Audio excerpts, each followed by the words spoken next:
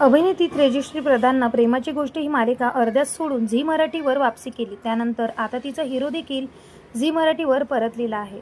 अभिनेत्री तेजश्री प्रधान सध्या विण दोघातली तुटे ना या मालिकेत काम करते. या मालिकेच्या निमित्तानं तिनं पुन्हा एकदा झी मराठीवर कमबॅक केलेला आहे. झी मराठीच्या होणार सुन मी आगरची या मालिकेतून तेजश्री घराघरात पोहोचली होती. या मालिकेनंतर तिनं झीवरील अनेक मालिकेत काम केलं, पण मोठ्या ब्रेकनंतर ती स्टार प्रवाहाच्या प्रेमाची गोष्ट मालिकेत आपल्याला पाहायला मिळाली.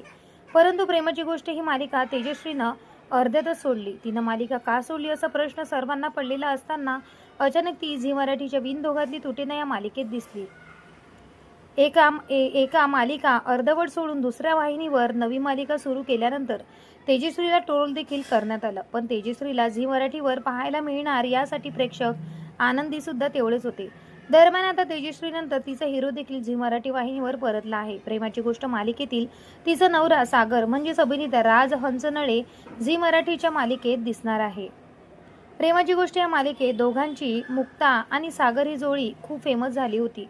तेजश्रीच्या एक्झिट नंतर अभिनेत्री स्वरदा ठेगडेनं मुक्ताची भूमिका साकारली होती.